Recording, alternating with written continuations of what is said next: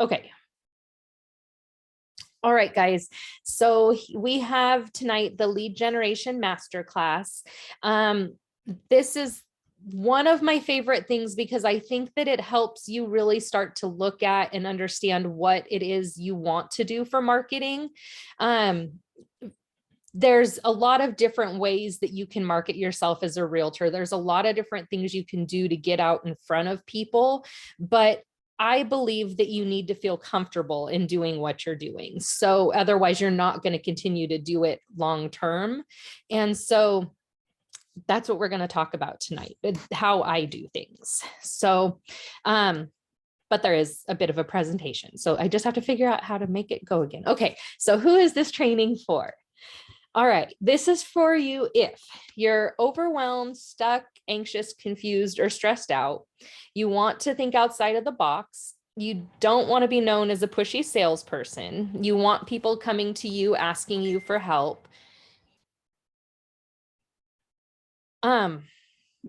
You're tired of old school strategies that have you chasing leads. You want to work on your own schedule and you want lead generation to be easy. I'm all about easy. Okay, so what you're going to learn today is you'll determine which marketing strategies you want to employ in your business. You'll learn how to offer your services in a way that makes leads flock to you, and you'll get clarity on what steps to take next to get your business up and running quickly. Okay, and who is this training not for? I have to say it, right? Okay, it's not for you if you like working hard to get each lead. You want to spend the majority of your time on lead generation. This is not for you if you want to do what everyone else is doing, or you don't want to try new ideas, or you're not good with providing value. If you want an overnight success plan, probably not the right place. And if you want to figure it out on your own, then clearly you shouldn't be here, right? Okay. So a little bit about me. I'm a mom of 4. I've been married for 20 years. I was first licensed as an agent in 2002.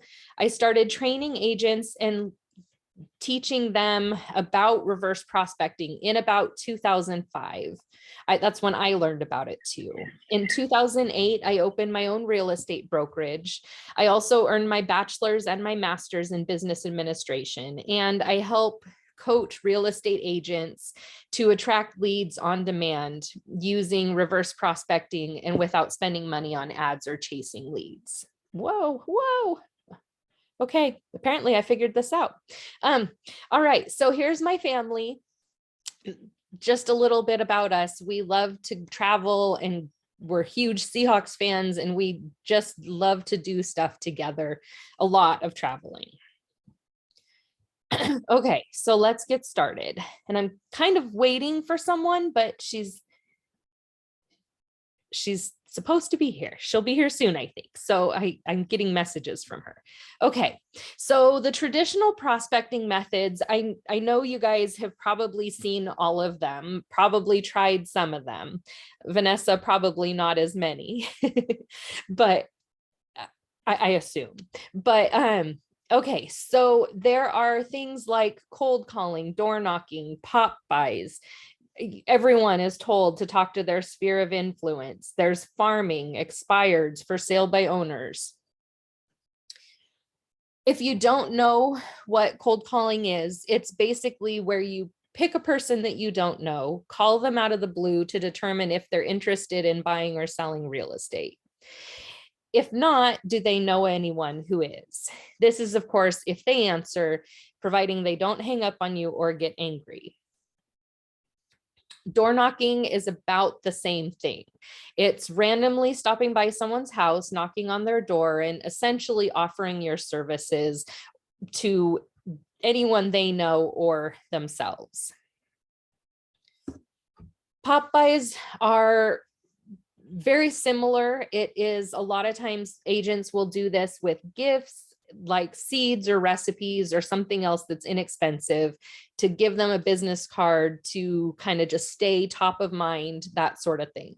This can work, but it's a long-term marketing strategy that kind of gets you, it kind of has you chasing people a little bit. Like they're not coming to you, you're going to them. Okay, sphere of influence. This is the people you know, your family, friends, coworkers, pretty much everyone you know. This is one of the things that every single broker will tell you to do is talk to your sphere of influence.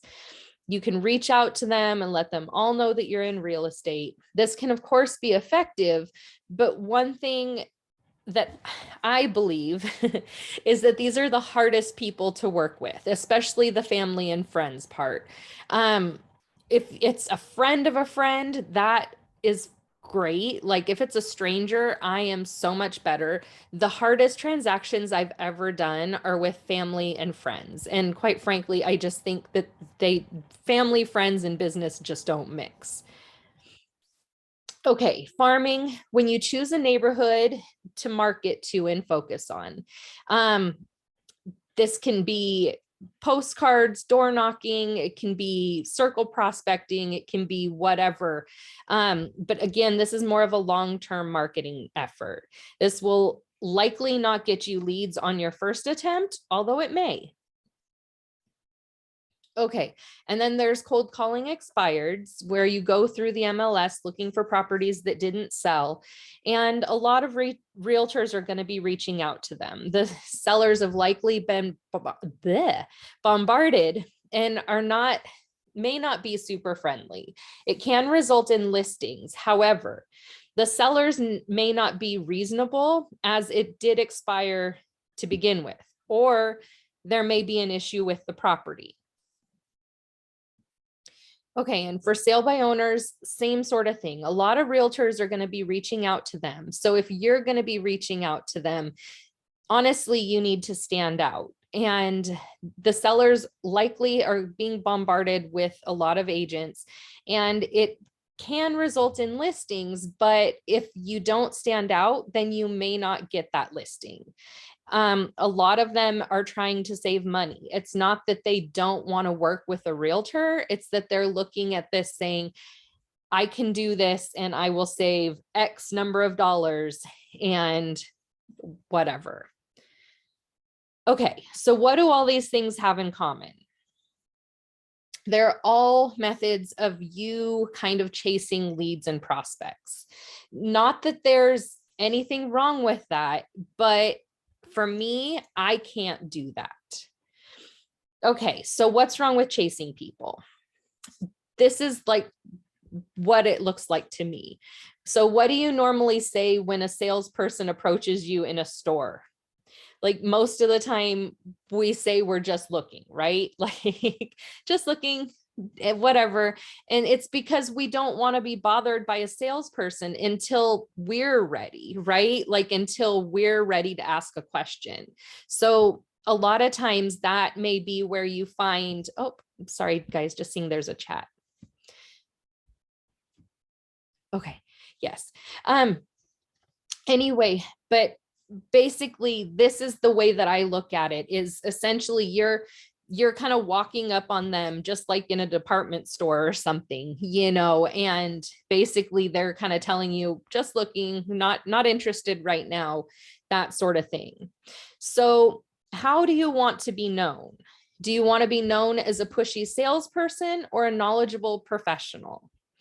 Honestly, I think that we would all say we want to be known as a knowledgeable professional, but the way that we get there is not by being a pushy salesperson, right? Like people cold calling you and selling you or trying to sell you all the time. That's not necessarily, I mean, it does work for people, but it's not necessarily what everyone is looking for. Okay, so how do you become known as a knowledgeable professional when you're just starting out? You need to start sharing value with your audience. You need to do this in a way that has people reaching out to you. And for me, that means you need reverse prospecting. I'm going to pause this really quick. Okay, so anyway, you need reverse prospecting. This is how I get leads. This is how I attract people. Hold on just one second. I'm sorry, guys. Someone's trying to get in but can't find the link or something. So I thought okay. There we go. Okay, so what is reverse prospecting? Reverse prospecting is a marketing and lead generation strategy. With this strategy, you'll kind of need to shift your mindset and kind of refocus on, sorry, I need to move us over to the other side. And you'll need to start, or not need to, but you will start attracting clients to you organically. So there's no need for the old school strategies or paid ads, and there's no more chasing leads. Okay, how do you use it? Reverse prospecting is when you offer something of value and your ideal client raises their hand to say, I want what you're offering. So what you need to know first, this week we've been covering kind of all of these things, right? You need to know who your ideal clients are. You need to know what your ideal client's problem is, and you need a solution to their problem. Now, most of the time, you're going to be the solution to their problem. However, they're not going to see that right away. They're going to think, you know, they need to, if it's a seller, maybe they need to paint their house first, or, you know, something. There's just always something that they think they need to do first. And so you need to be that resource basically to get,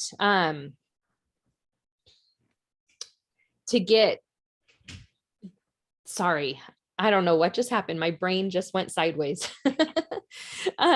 Anyway, I think I need some coffee. I think it's just been a long day. Okay, so anyway, who are your ideal clients? If you've been with me or watched the videos this week, you'll know that it's important to identify your ideal clients so that you can figure out how to communicate with them effectively.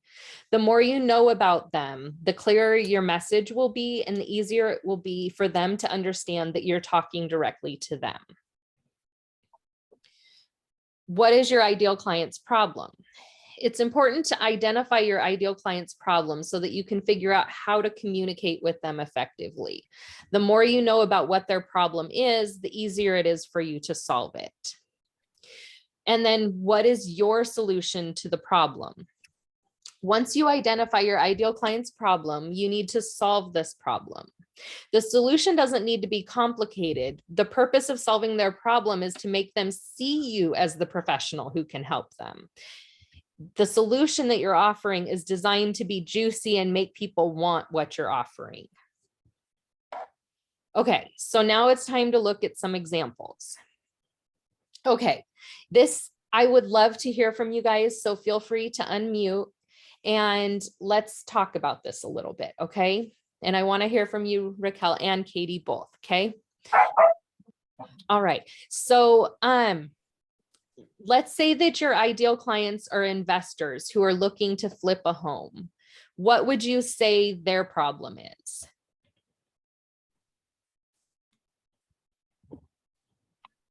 Finding, they want to know the ROI. Okay. For investment. And anything else? Like, let's go even before that. Can I tell you? Yes, go ahead. Okay, so any client that's looking to invest for flip purposes, they're looking to get in at a low purchase price. They're not wanting to spend a ton of money on refurbishing the property, and they're wanting to do it quickly, usually less than 6 months. I love it. Yes. A good flipper is going to want to get that property under contract, closed in 15 days. They're going to want to get all of their stuff done within 2 to 3 months maximum and have it listed back on the market within 3 months. I love it. So as a new agent, some of the things that you can do is take all of that information, right? And put that in front of your people. The first thing, like when you're trying to attract an investor, the first thing that you're going to want is to get their attention, right?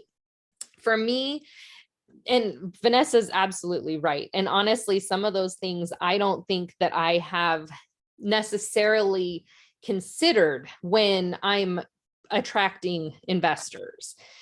Basically, some of the times, like what I look at and the people who actually call me is they're asking me about foreclosures. They're asking me about pre-foreclosures. They're asking me about homes that are in fixer-upper condition.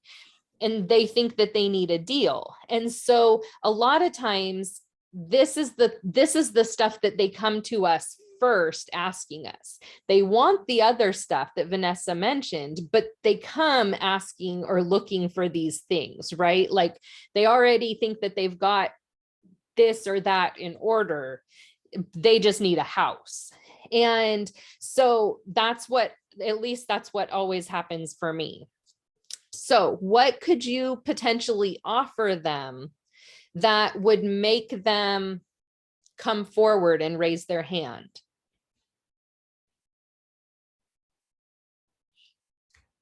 For me, I love to offer a free list of foreclosures. Sometimes I'll offer a list of pre-foreclosures, or I'll offer to send them a list of homes that are in like fixer-upper condition.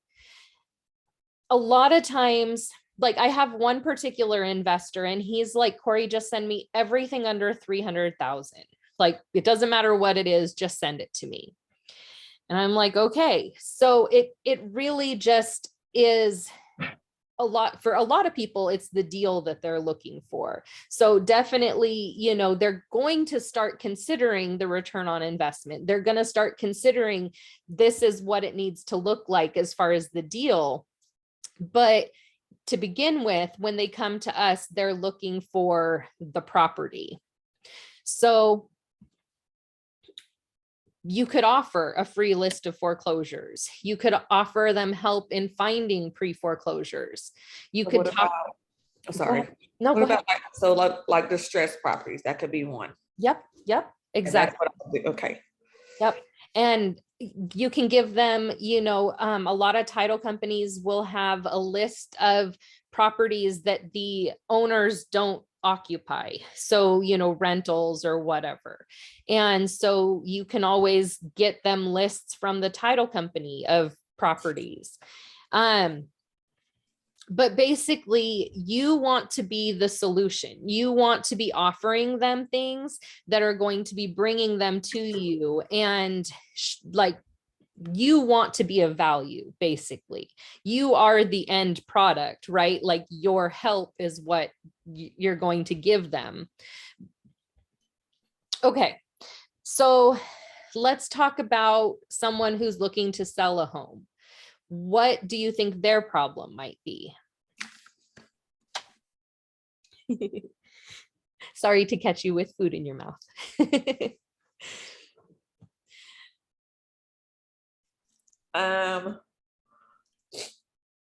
We talked about this earlier, didn't we? Some of the problem sellers might have the process. What if I want to sell my home? Where do I start?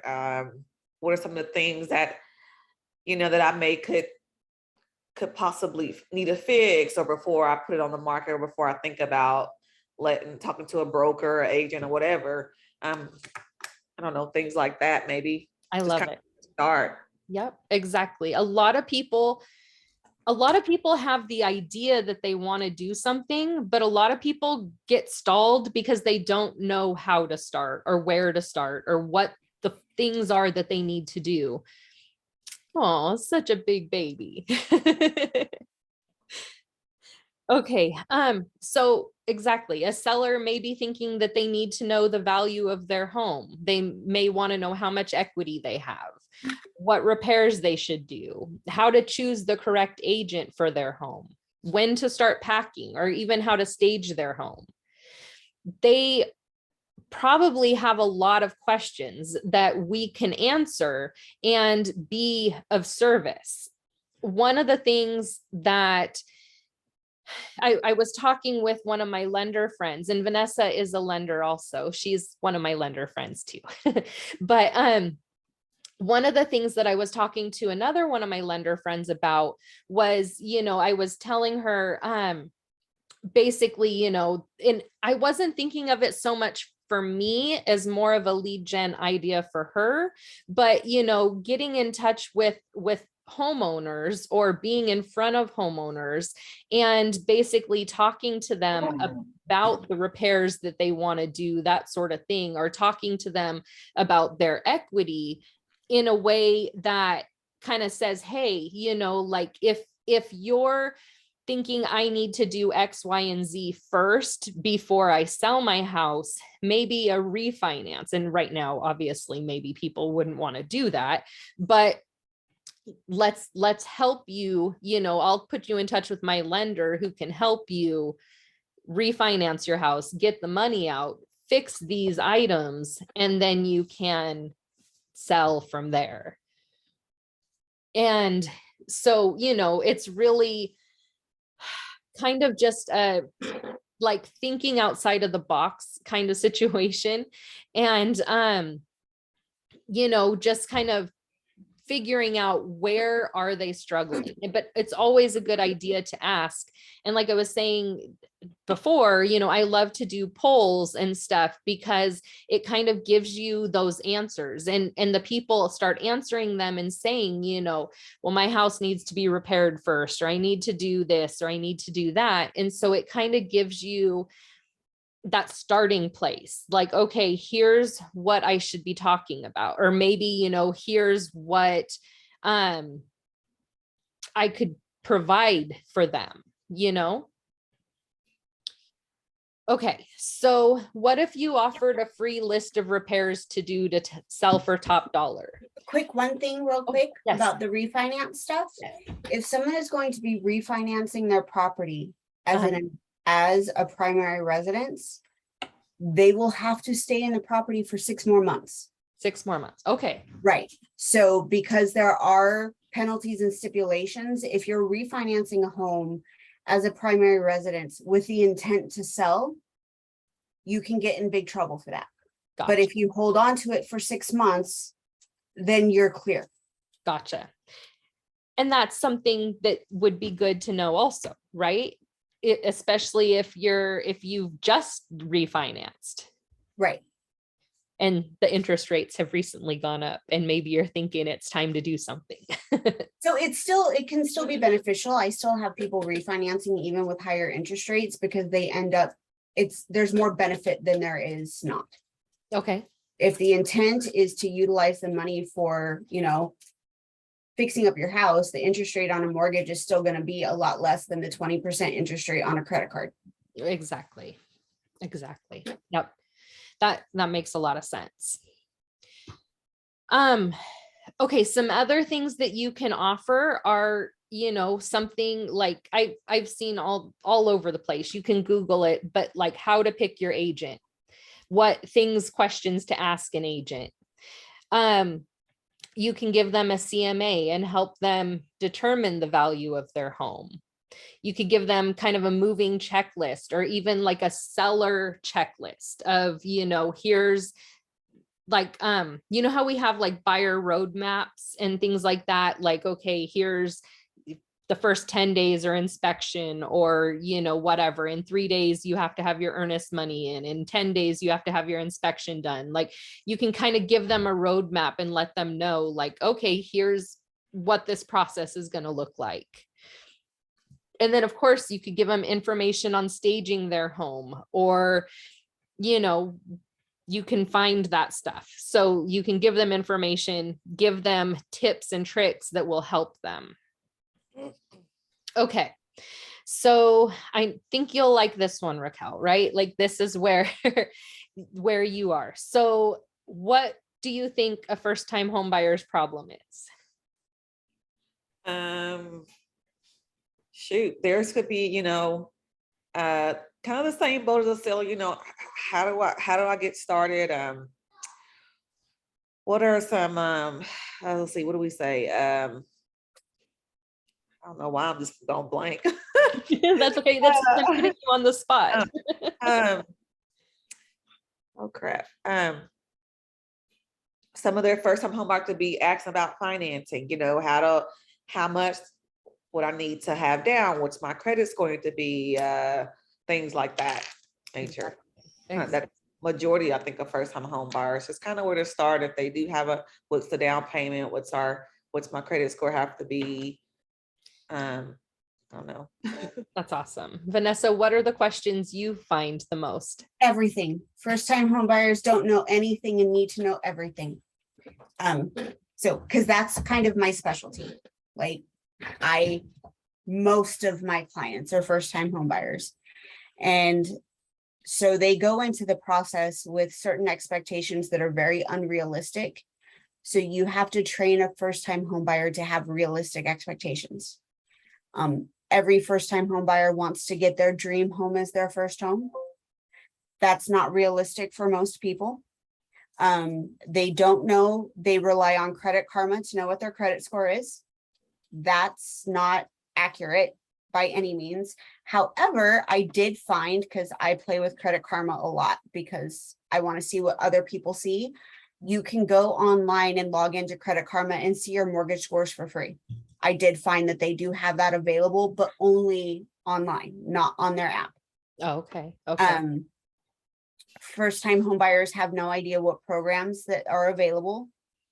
They think down payment assistance is the end all be all, but they don't realize that the interest rates until they talk to a lender are going to be at least 0.5% or more higher than what they could qualify for, especially if they have a higher credit score.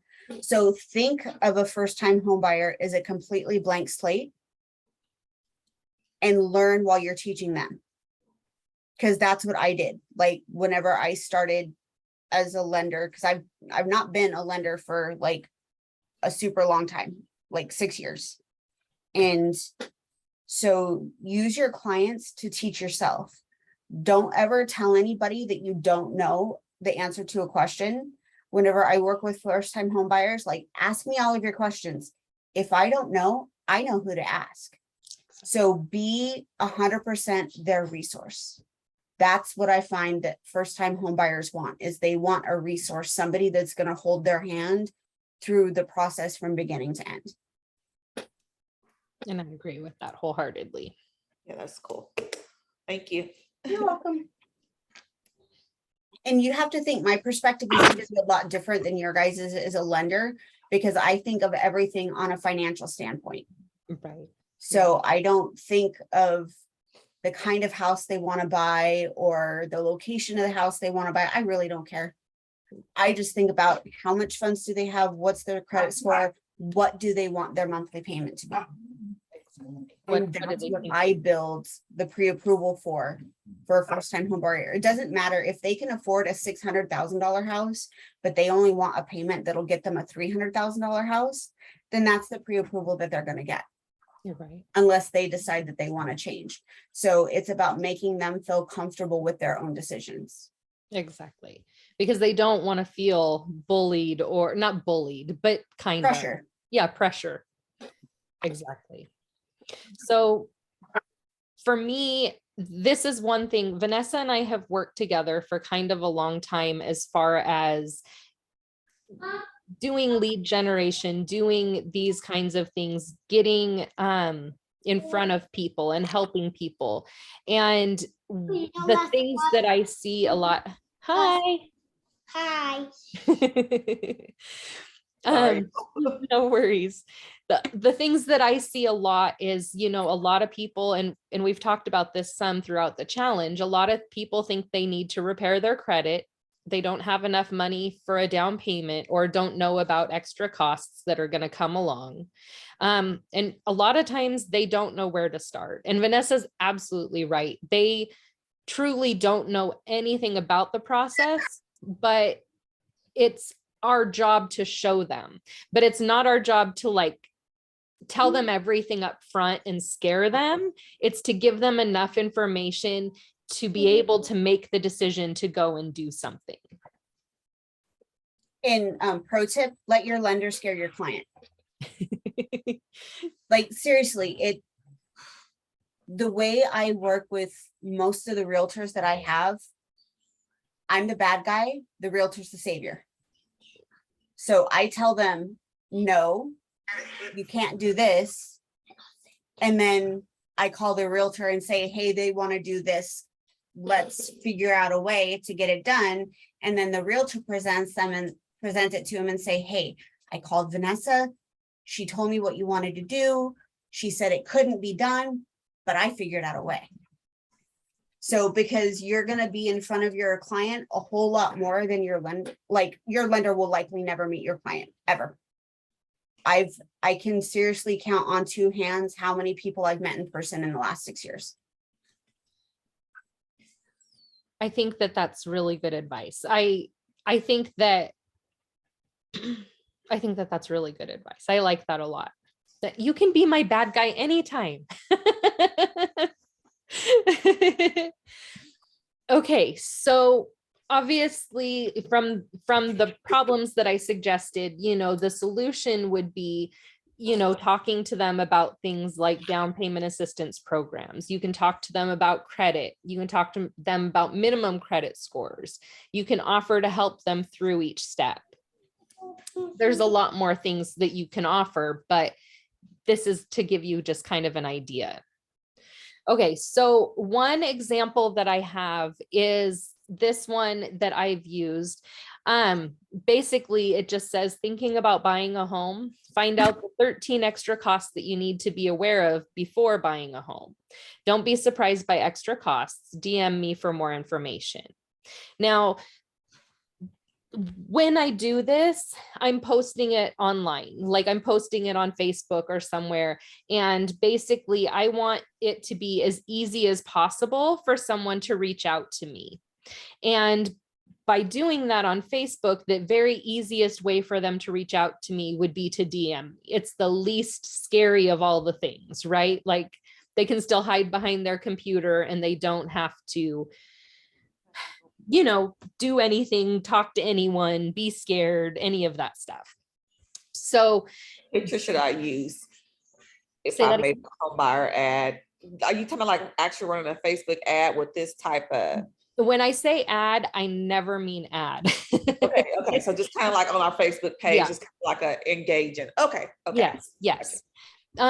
Because honestly, I don't think you can, but I don't think that you should spend your money on ads until you have a post that you see is working for you organically. If you're getting a lot of engagement, like let's say you do this and you have, let's say you have like 500 friends and 3 people say, oh, I want to know about this. Like that's a good amount, right? Like out of that many people. I mean, 5 would be better, but whatever. I'm just throwing numbers out. Basically, if you have something that's performing well and you've done it like on your own personal page, you've done it on a Facebook group, something like that, and you're getting leads from it, then take that and do an ad with it. But have some proof before you do it, because you don't want to be spending money on ads for something that isn't going to get you anywhere. Right. Okay. So obviously there's more to it than just posting on social media. You need to know where you want to be posting. You want to get the best results and you need something to give them, right? So in this instance, they would want to know what costs do they need to know about, right? So what I've done is I've put together kind of a generic, generic in that I didn't put in the actual amounts because I wanted it to be something that you could take and take and use and just like talk to them about your numbers. This is how much this may cost in our area, like an appraisal. In my area, sometimes they're running up to $1,500. Sometimes they're as low as like $800. So it just kind of depends. So anyway, so well, shoot. Now I don't know how to go back. There we go. Okay. So, okay, fine. I'm going to stop touching this. So anyway, basically though, one of the things that I'm going to give you guys is I'm going to give you a copy of my 13 costs that you should know about. And basically you'll be able to, there are 13 extra costs to be aware of before buying a home. You'll be able to take it and use it as a tool to basically offer it up, as something to hand out, as something you can send people. What we've talked about in the challenge is, oh, okay. Sorry, I am just now seeing the chat. Sorry about that, Katie. Okay, so what I want you guys to be doing is I want you guys to be thinking, like, again, we've talked in the challenge about recreating the wheel, right? Like we don't want to do that. So go out and look for resources, like look for, if you know that your ideal client is a first-time home buyer, go out and talk to your lenders and get the information that you need. Find out what the minimum down payments are on each loan type. Vanessa, I'm sure would be a resource for you. Tell me again, what area are you guys in? I'm in Wichita Falls, Texas. In Texas, okay. And Vanessa, you're licensed in Texas, correct? Yep, I am. Okay. So, one of the things that I would say, like, Vanessa is probably most of the time my first contact when I have any questions about loan stuff. She is so ready, willing, and able to help people. She, the groups that I've told you guys about joining, she's a moderator, she's an admin, I think, in most of them. She's even an admin in my group just because I love everything and she knows that what I'm doing is the same, like we have the same goals. I'm also not a lender that's going to go, hey, give me all your clients. That's why I made admin and moderator in so many real estate groups, is because I just answer questions and help people.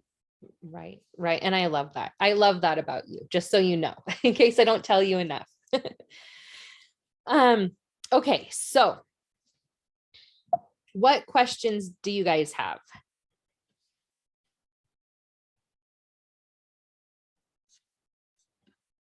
I know that Raquel left, but Katie, what about you?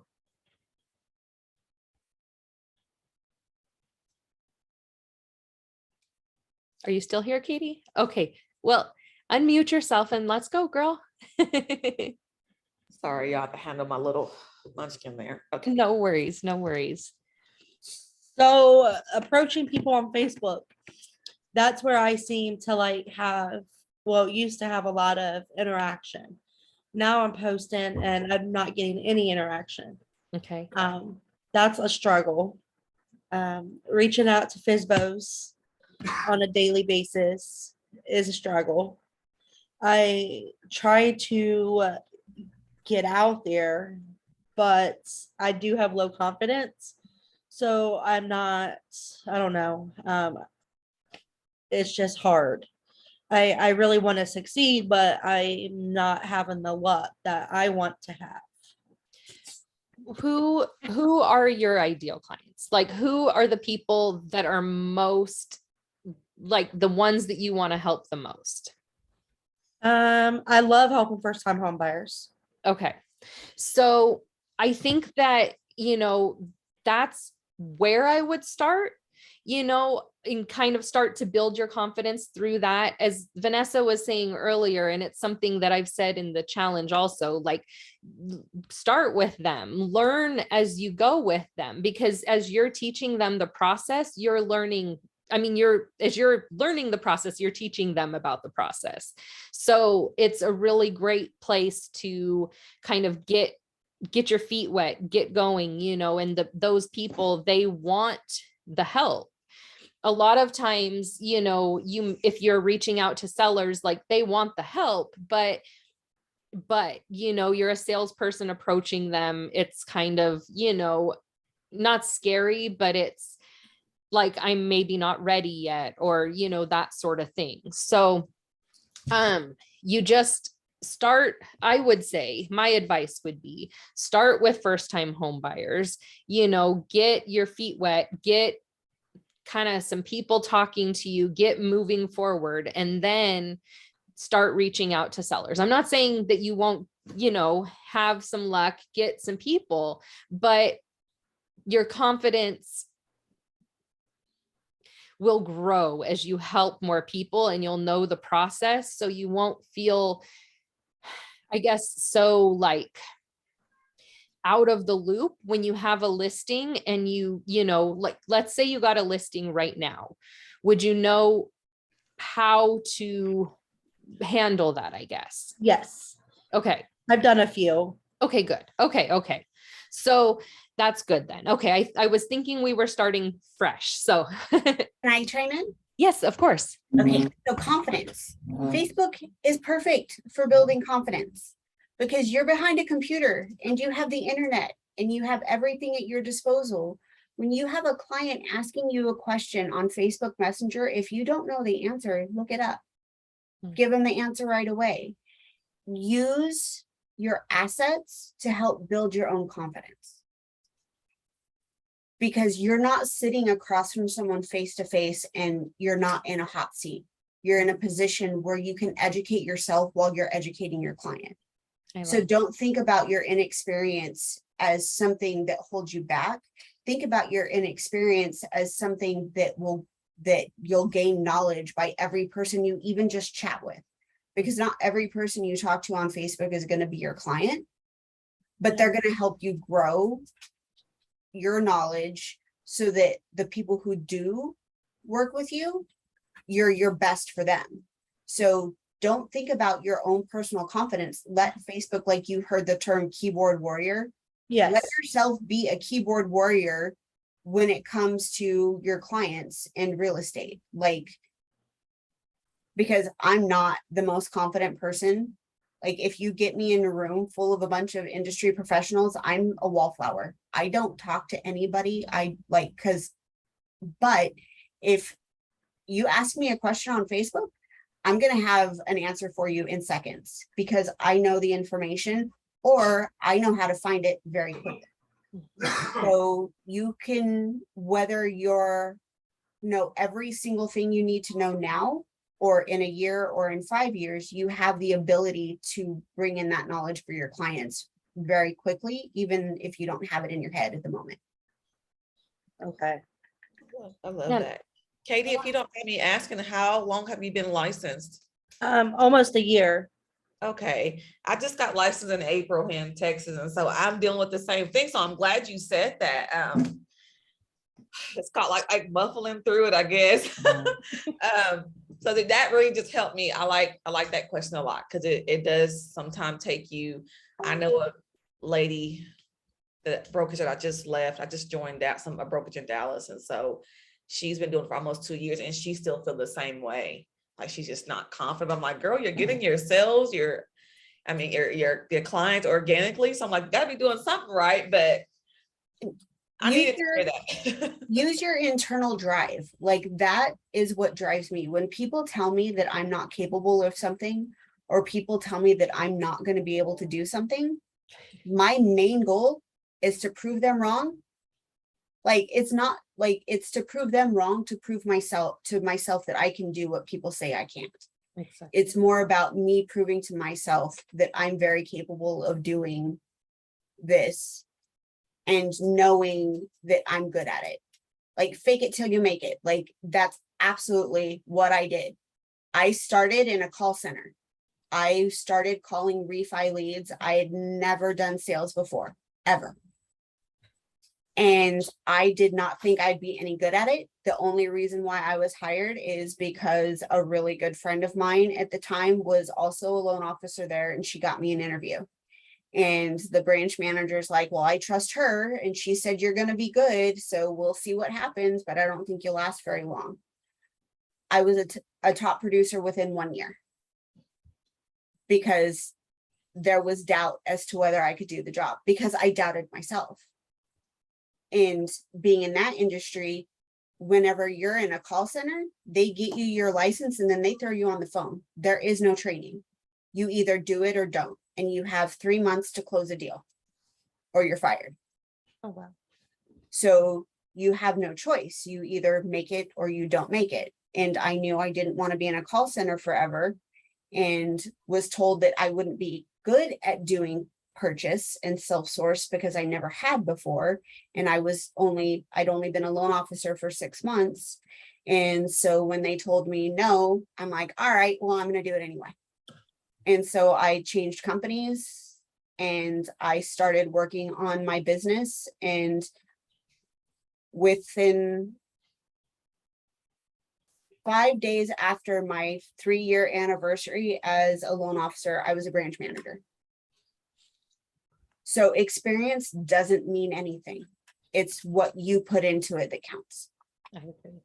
I love that. I just know here in Ohio, people are hateful, especially the FISBOs. There's so much competition, seasoned agents that a lot of people just, I don't know. It's tough. Do you go door knocking, Katie? Is that what you're saying? Do you go to houses or anything when you do the FISBO? You're just calling. I done that for like 3 or 4 houses and I gave that shit up. Yeah. It can be kind of When scary. you're calling leads, I can tell you all kinds of names I've been called Yes. because people enter their name on Lending Tree and then they get angry because they get 100 phone calls within 2 days. Right. Yes. So you get called all kinds of names. I've been screamed at, I've been yelled at. So I changed my approach. So my approach whenever I'm calling like a warm lead or a cold lead, it's like, hey, I see that you're looking into doing this, and I just wanted to see if you had a minute to chat about what your goals are. I'm not trying to sell your house for you, but I'm just trying to make sure you're educated in what you're doing, and that if you have any questions or you run into any issues, I'm available to assist you. I love that. Because Because- it's providing value. Right. So somebody who's doing a for sale by owner, they think they have it down. They think that they know everything they need to know about selling a house, but they don't. So they're going to run into issues. They're going to run into issues because they're going to have buyers who bring their realtor with them to the sale by owner. They're going to have issues with marketing their property. They're going to have issues with finding how to write a contract. Like I've done loans for sale by owners. And as a loan officer, I'm not supposed to be any part of the negotiation process or with the contracts or anything like that. And I have sellers calling me saying, hey, can you fix the contract for me? I'm like, I can't because I'm a loan officer. Legally, I cannot. And so they get really frustrated because they don't know what they're doing. Exactly. Oh, wow. Okay. Yeah, it's aggravating. Yeah. It definitely can be.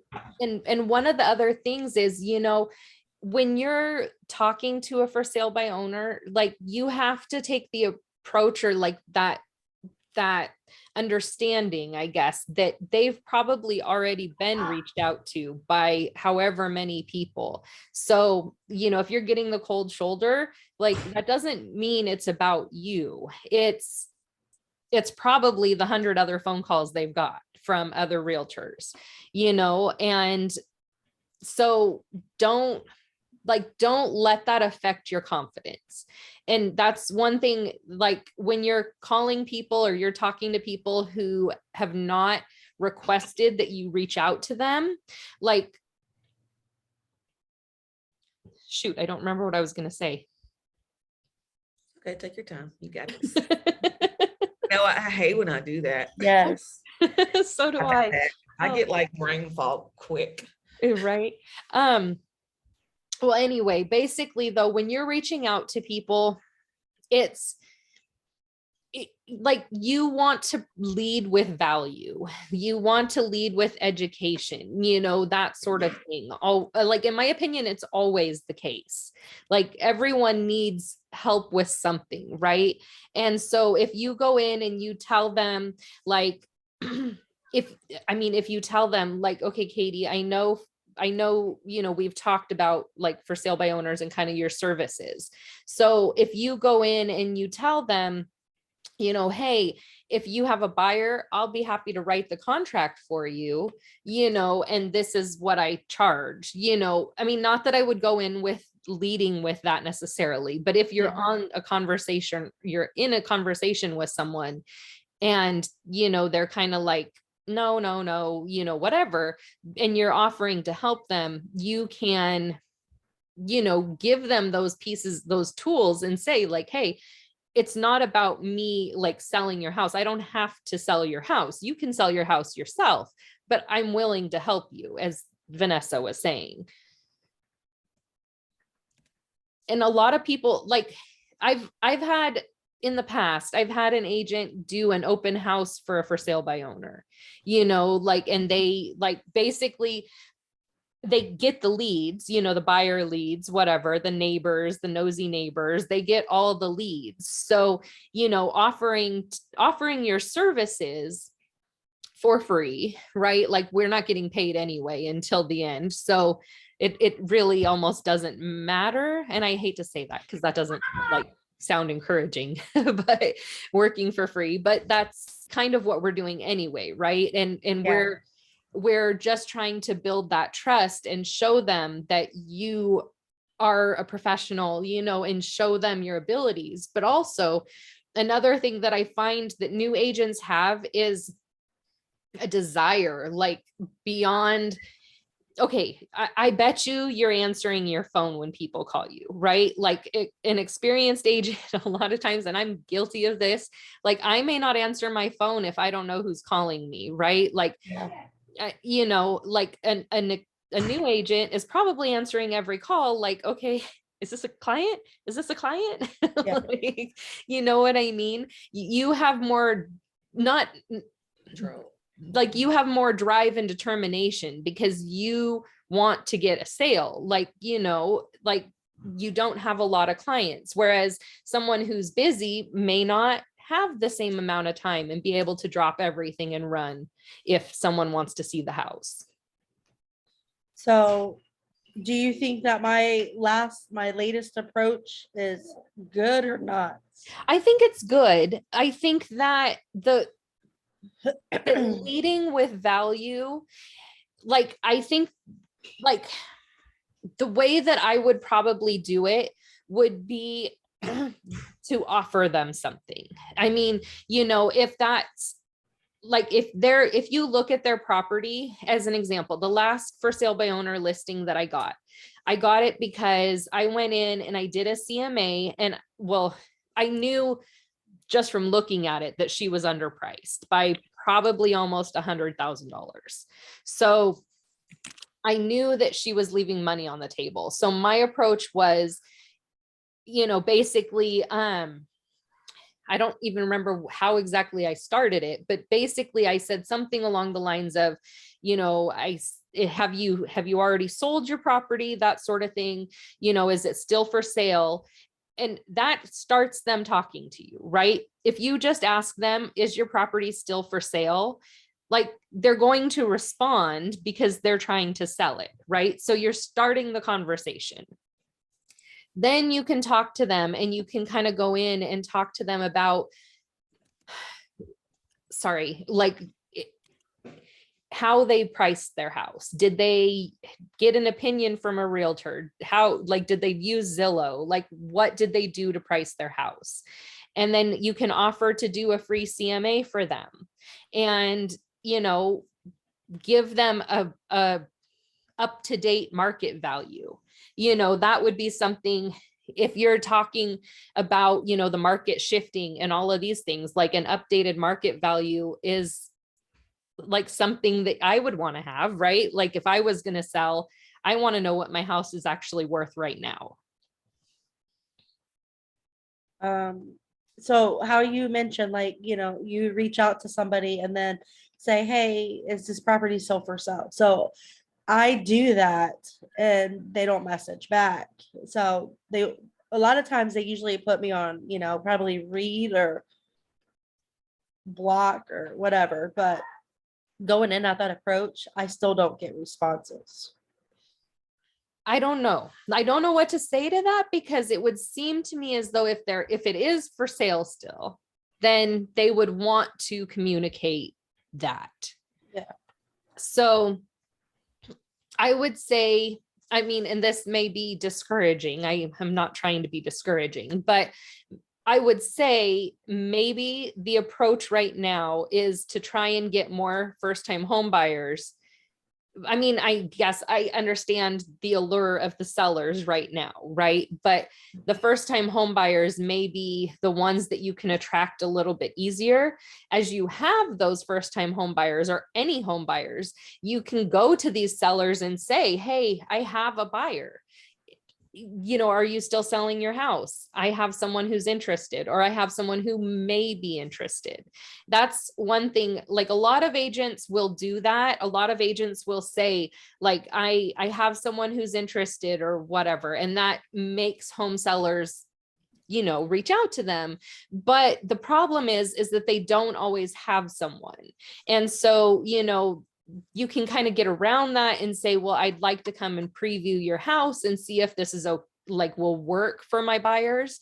But you don't want to get stuck in a place where you're like saying this and then you have no one. You know what I mean? Like, if it's really inauthentic, it's going to come through, so that's why I'm saying, it might be best to get yourself a small list of buyers, just, that you're working with, and then kind of go that route.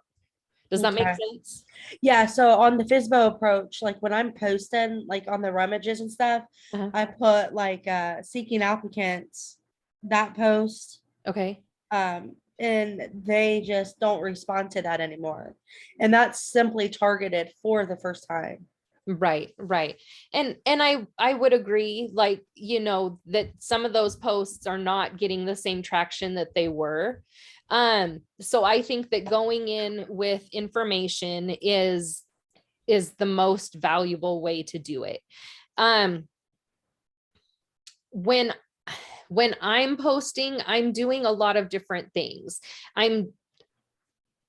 Okay, let's back up a little bit. So we've talked about Facebook groups, right? Like all of us, you too, Raquel? Yeah. Okay, good. Okay. So I believe that you need to have your own community, and you need to be inviting people to join that. So for you, Katie, I would say, like, go into these groups and invite people to come to your group, invite them again, it's going to take a little bit of time because you have to talk to people. But like, let's say you do a poll and people start responding, then you can go in and you can, like, basically invite them, do a screenshot, show them that remind them if it isn't like immediate, basically, and then go in and help them, like give them the thing that they're asking for, or give them the thing that they're like, if they're saying, let's say you do a first time home buyers poll and you're asking them what they're struggling with, and they tell you it's down payment, then I would say to go in and talk with them about like down payment assistance programs, let them know that there are options for that. Invite them back to your group where you share this kind of information, and have, some resources available in your group.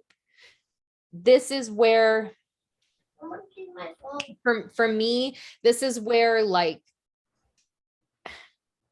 the magic happens, I guess, is in my Facebook group, in Facebook groups. It's not always my own group, but most of the time it's my people. It's my people in my group that are coming to me and wanting my help, because they're the ones who have seen me like over and over and over again, helping people in doing these things.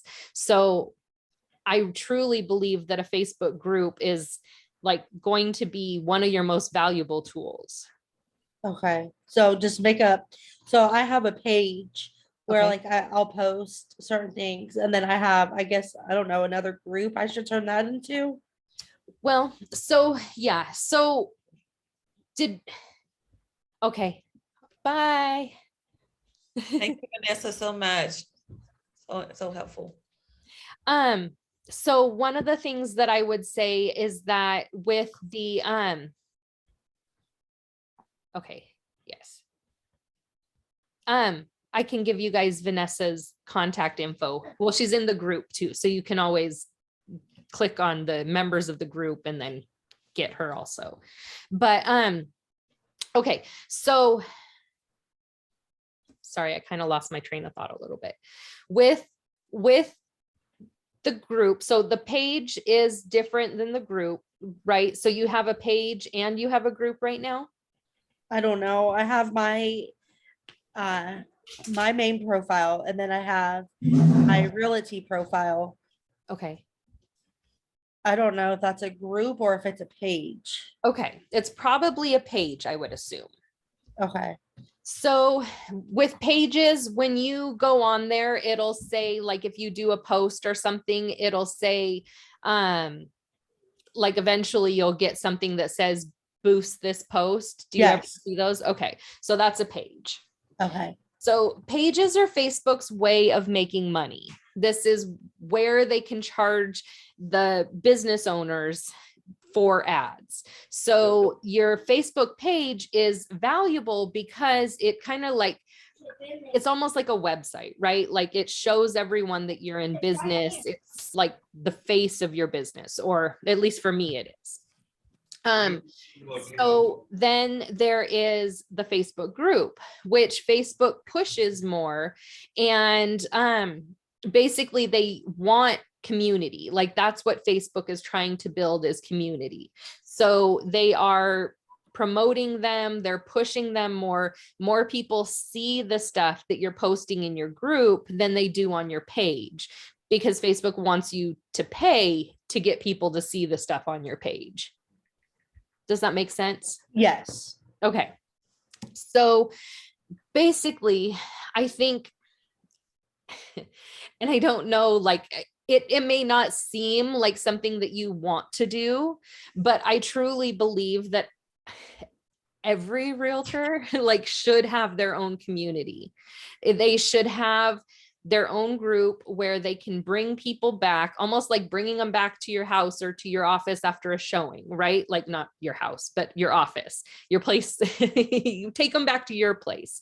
But basically it's a place that you can go in and you can talk to them and you can address them in a way that makes them understand that you're there to help them. And it's like every single time you go into your group and you're talking, let me back up a few steps. Have you ever heard like that it takes so many touches before, you know, someone is your client? Yes. Okay. So every time you're posting in your Facebook group and someone sees that, that's a touch. Like they're feeling more connected to you with each time. Like every time they push the like button, that's like a big thing. Every time they see a video of you, that's better because they're getting to know you. Like they feel like they know you. You'll start to go out to the grocery store and people will be like, oh, I know you from somewhere and stuff like that. Or we had the bakery lady like come up and she was like, Corey. And I was like, I don't know who this is. Like, I knew she was the baker, but like, that's all. I didn't know her. And I'm just like, okay, you know, whatever. But it turns your, like, it turns you into a trusted authority when you have a place that people are coming to for information. It puts you in that place of authority. Okay. Does that make sense? It does. Yes. Okay. And so then what you want to do is you want to be where people are, where your ideal clients are hanging out. So like if one of the things that I had Raquel do is I had her go and join some first-time homebuyer groups and go in and ask some questions, and basically kind of hear what people are asking, like read the questions, hear the responses, What kind of questions? Well, that's the thing. It kind of depends. Like when you go in there, you're going to see so much stuff. Like it's all over the place. So, basically you can go in and you can ask questions like, what are you struggling with? You can ask them the questions that you're trying to get answered for yourself, like be curious, I guess is what I'm thinking, be curious about their situations. One of the things that you'll see is like when you go in those groups, like all of them, it's okay, I make this much, this is how much debt I have, here's my credit score, what can I get approved for? And it's like, whoa, okay, first of all, this isn't like all of the stuff that's going to go into this decision, so we can't just randomly tell you like, okay, you're going to be approved for 300,000, let's go. It just doesn't work that way. And so you need to kind of hear and you need to start to understand what these people are struggling with so that you can help them get those answers and be a person like Vanessa and I go into the first time homebuyer groups and we'll answer questions for them. Now, in the first time homebuyer groups, there's not a lot of, I don't often see people in Washington when I'm in there, right? But I'm still in there giving value. What if someone does come along from Washington, right? Like I could help them. If someone comes along and they're like, Corey, I love you, I just want to work with you, whatever, I can refer them to someone, who is like me or whatever, I can interview someone. Okay. So it's about giving what you can, and understanding what your people need. And I think that getting to the bottom of it and really investigating what people are struggling with, it gives you a direction forward and it shows you like, okay, these are the things that I need to know about, and these are the things that I need to be talking about. Alrighty, that works. I'm gonna do that because I'm in one group. Hold on, let me find it. First time home buyers. Yeah, first time home buyers club with a house. Okay, yeah. So I'll post on there. Is it okay if I just did like Cincinnati, Dayton, and Columbus? Because that's the service areas that I target, or should I do more? So the way that I would do it in the beginning is I would be kind of generic. You know Okay. what I mean? Like, I think that possibly I feel like I'm telling you something bad right now. Like, I want you to dial it back a little. Like, don't try and sell yourself. Does that make sense? Like, so don't go and be like, okay, guys, I'm looking for buyers in this area. Unless I'm looking for a buyer in this area because I'm wanting to do a first time home buyer Q&A session, or you know what I'm saying? Like something that is specific to that area, but otherwise be curious throughout the whole group. Like, don't limit yourself. How about who's looking for more information on buying in the Cincinnati, Ohio area? Well, so you could Is that still? I think that it's like, yes, you can still do that. That approach would still work. But the thing is that you might be running into people who are already working with realtors, that sort of thing. Like, so you're going to have to make sure you ask those questions if you're very specific like that. But going in, like at first, honestly, I would go in giving value as opposed to going in and searching I know this sounds counterintuitive, but instead of going in and searching for what it is you're looking for, go in with the idea that I'm coming here to help. Okay, so whoever's looking for more information around this area, I'm willing to sit down and get you on track. Reach You out could for do more. that. You could say that, I mean, you could say something. I mean, I used to have a, what did I call it? A home hunter service or something like that. And, you know, I would say like, basically, this is like when there wasn't a lot of websites and whatever, right? But I would go in and I would say, you know, sign up for my home buyer, home hunter service. And then I would basically do like a buyer consult with them. And I would find out from them, like, what was it they were looking for in a house. This is before I ever knew if they were pre-approved or anything. I would talk to them about the houses. I would get them, you know, on a list, like an email list, so that I could send them out the houses. And basically I would tell them, you know, let me know if these houses aren't like matching your criteria and I'll change it up. So they're getting the emails all the time. I'm in front of them with the information they're wanting. And I'm telling them, hey, if this isn't working for you, like reach out to me. And I was Okay. doing that all the time.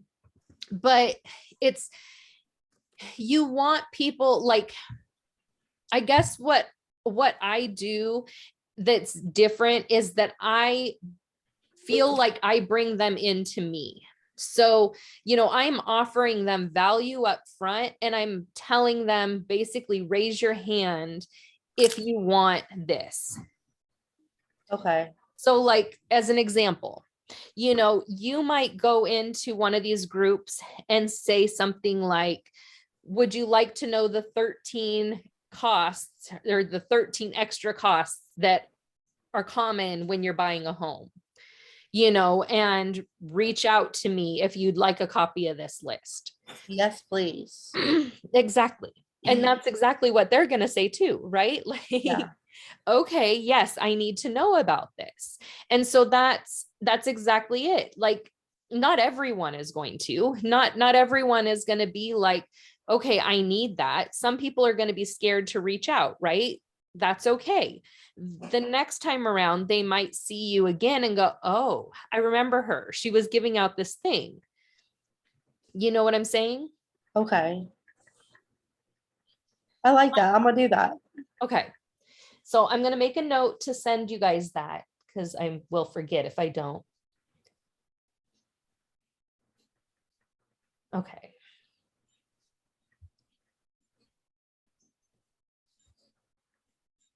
Okay. All right.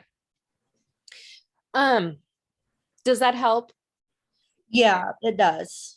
Okay. I appreciate that. I really want you guys, like, tomorrow is when we're going to kind of work on ads. I say ads, but I mean posts, stuff like that. And we'll go through and we'll kind of figure out what it is you want to offer. Okay. But I would say that in offering something, you know, like the 13 extra costs document, it doesn't have to be something huge, you know, like I have one person and they were like, oh my gosh, I'm going to give away, I don't remember if it was $300 or $500, like for everyone who comes in, like I'm going to do, oh my gosh, why is my brain not working? Home inspections. If you come and work with me, I'll pay for your home inspection. I have tried that, but I haven't got nothing. See, and this is kind of the thing where that, like, that could be something that you talk about, you know, but you need to be in front of your people when you do this. So they need to kind of know who you are. So this would be something I would do like in my Facebook group, as opposed to in just like the public, you know what I mean? Okay. Because you want the people that kind of already trust you or like are seeing you. All right. That Okay. makes sense. Okay, good. All right. Yeah, I'll bother you. I'm always here. I'm sorry. No worries, no worries. Raquel, what do you have? Oh, nothing right now. Okay. I think we've just same thing, just finding out what's more engaging, finding my niche. Right, And right. What discernment am I giving people? So What I would love, if you haven't already, is talk to your lenders, find out the things that first-time home buyers need to know. See if they have any pamphlets, handouts, whatever. Offer that information. It doesn't have to be like something that you create. It can be something that you've gotten from a title company, or, maybe you put together like a cost comparison of title companies. You know what I mean? Like, I don't know that I would go there, but it's just something that popped into my head. Like, but you could do different things to save your clients money. Like, maybe that's what you're trying to do, right? Like, you want to brand yourself and you want to put yourself out there in such a way that people are like, okay, like, this is what this girl's going to do for me, right? Like, everyone wants to know what's in it for them. So you want to tell them, like, what is in it for them? What are they getting out of it? Because honestly, no one cares. No one cares. Like, they may care down the line, but when you're first talking to someone, no one cares that you're new in the business. Like, they just want the information, right? Like, it doesn't matter to them. Like, if you're saying to them, want to know about the 13 extra costs that's, before you buy your home, they're not asking you, how long have you been in the business? They just want to know what they want to know. What are you doing for them? Like, what are you giving them? Okay. So, quick question. Uh-huh. Totally back to like the inspection. Uh-huh. If somebody did advertise that, like, hey, first person who comments inspection, we'll get a free home inspection. What if nobody comments on your post? I know that sounds so silly, but Well, here's the first thing. Like, you have to grow a thick skin. One of the things I would say that one of the things, like, as far as I'm concerned, one of the problems with that approach is that maybe they're not ready right now. So you're telling them, like, the first person who does this is what I'm going to do for you. But they may be saying, I'm not ready yet. Like, I have to fix my credit. I have to save for a down payment. I have to do this or that. Like, I'm not there yet, so you might be sort of disqualifying people right off the top. Does that make sense? Yeah. So Okay. would you approach it more like individuals who comment inspection below get a free home inspection? This is even if we're trying to get on track up until a certain date. I would say,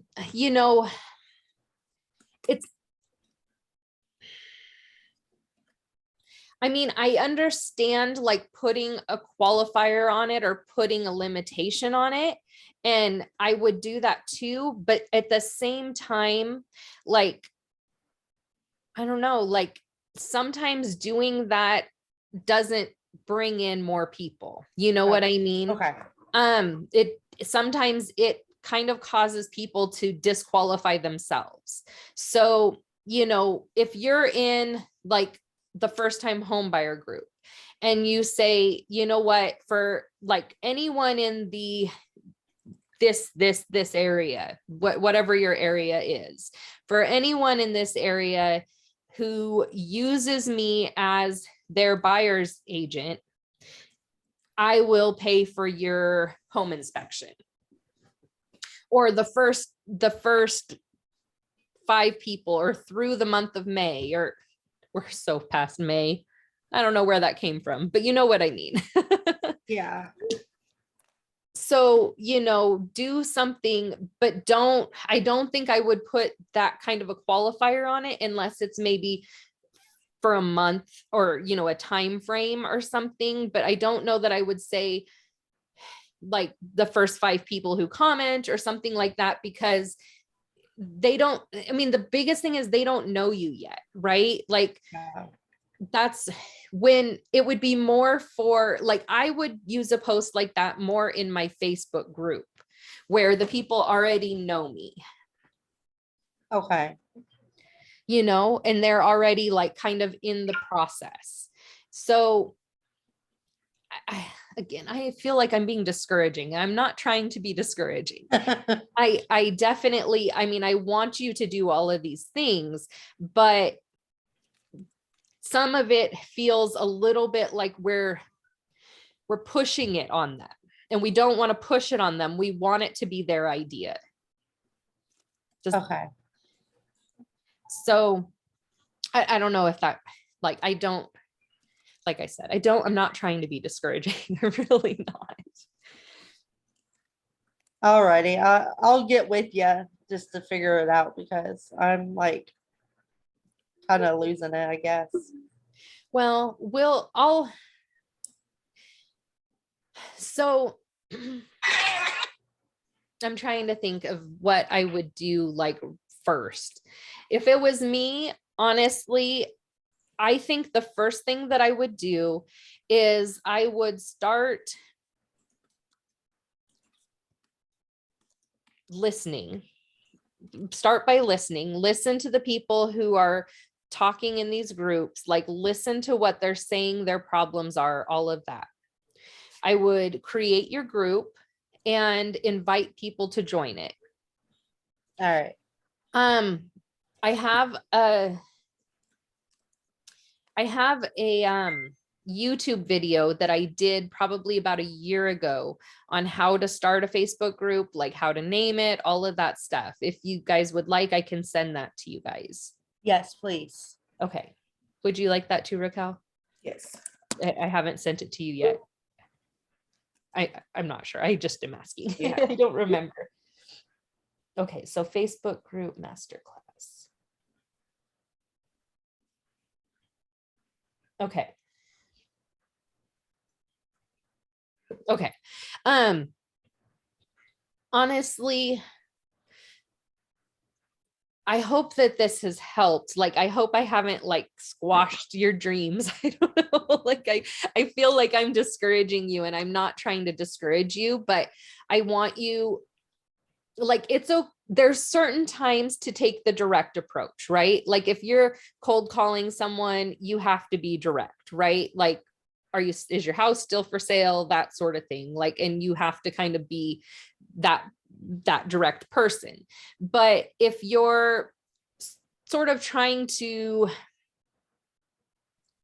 was going to say woo, if you're trying to woo someone, right? Like you don't want to scare them away by being a salesperson in the beginning. You want to show them how you can help them, what you can do for them. Okay. Do you think my approaches are pushy?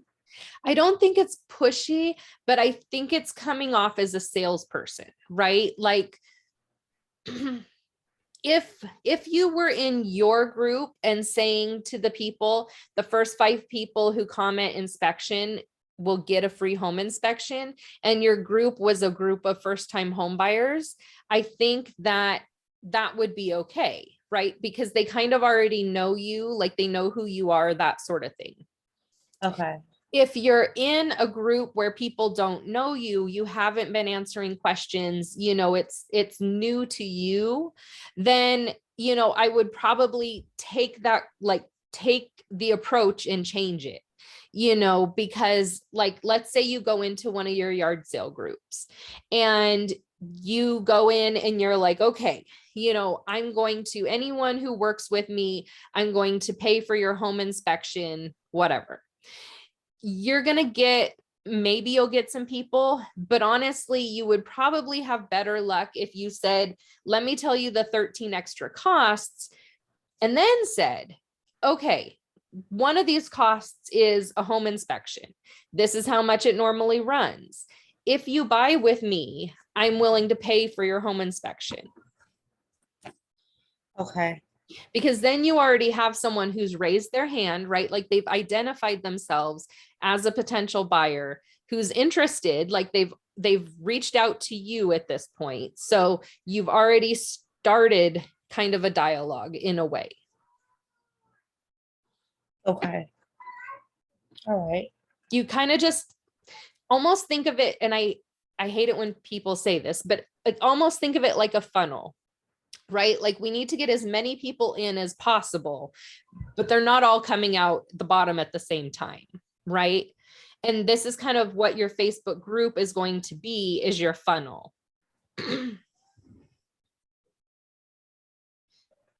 All right. Do you know anywhere I can get scripting at? Oh, yes. So I do have access to some different scripts. So I asked you earlier, but I'm thinking that maybe first time home buyer type scripts are what we should work with. Does that sound okay? That too, if I can. Okay, let me see what I can find, because I have access to like some different script type books, and I'll see what, what there is in it, and then send that. A lot of times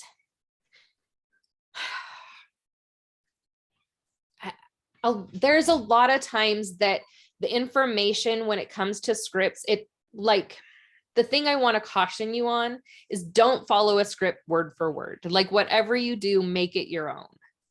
Okay. Because you want it to sound like you don't want it to be misleading in like, I don't know, like for me, like I try to be professional, right? But at the same time, I cuss.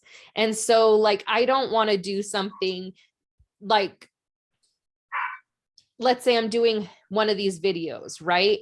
Like, I try to be professional, and I'm trying, like, this is going way off where I'm trying to go. I try to keep it so that the people know who I am, right? Like in my Facebook group, I'm not cussing. In my coaching world, I cuss, right? Like, so you have to keep it so that the people are identifying with you, like using your language, not someone else's language, is all I'm trying to say.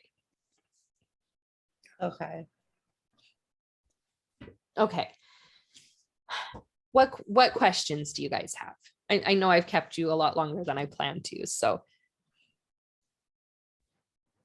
I like just what pretty much Katie's on, just her trying to build confidence and engage more. And I think it helps your business go a long way. And of course, you're going to grow as your business grows.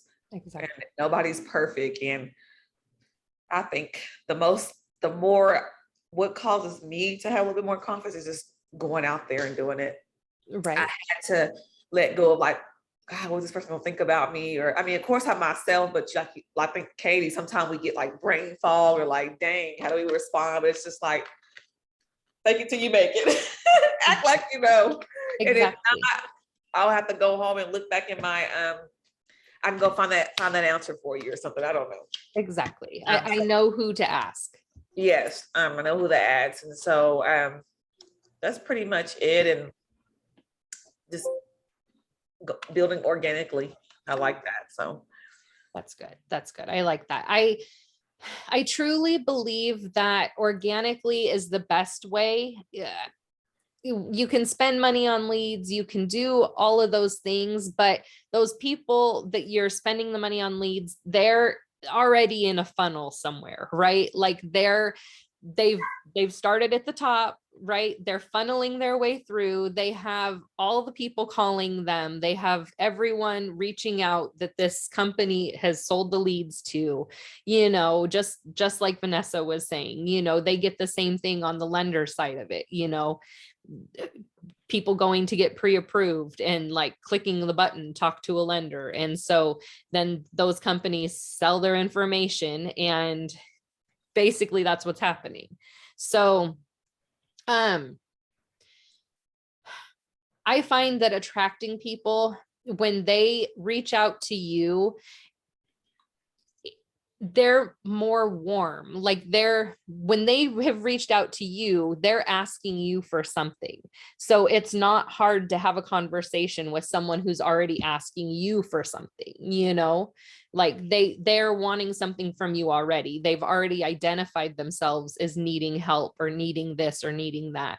So it's very easy to start a conversation. Do they always respond? No. And that's fine, because I know that I'm still in their DMs, and I know that people that I talked to 3 years ago are still reaching out to me when they see some of my posts, like my triggering post that I did a little while back. And I think you might have used it, Katie, the one about you're paying a mortgage no matter what, you just need to decide if it's for yourself or for your landlord. Like, yeah. That one triggered people. And I had people that I had, never talked to before reach out to me and say, okay, Corey, like, you're calling me to the mat, basically, like, and I had other people who were like, okay, Corey, I talked to you 3 years ago. I haven't done anything since then. I need help, and so your approach just needs to, in my opinion, your approach just needs to come from education and tell them what they need to know. Okay. When you do that, they're going to reach out to you. Okay. Okay. Whoops. Sorry, guys. I don't know where my Zoom went. Sorry. There we are. Okay. Okay. Oh, now we better. Sorry, that was me. Okay. My computer's about to die, and I'm like, all right, gotta get on my phone now. Okay. All right. Well, I think we're probably almost done. What do you guys have any other questions? No, not this time. Okay. All right. I'm more than happy to continue helping you guys, and guide you guys along on your journey. I love helping other agents and all of that. Like, my coach says to me, Corey, what are you going to do? Open an office in like everyone's city so you can help them? Like, well, clearly I can't do that. But, I want to help people. And so if you guys see people who are struggling, feel free to like tag me and say, hey, Corey has helped me with this or that or whatever, and I'm more than happy to go in and help them and kind of guide them too. But I know that you guys are going to do good things, like great things in real estate. It's just going to take a little bit of time. And honestly, like, in my opinion, it's going to take some soul digging. some mindset, maybe, in some instances, like, like just to get your confidence and that sort of thing in order. But I think that it's not like, that's all it is just a matter of kind of gaining some confidence and getting your mindset in order so that, like, this is what I'm doing. This is where I'm coming from. This is what I'm doing, like, to help people.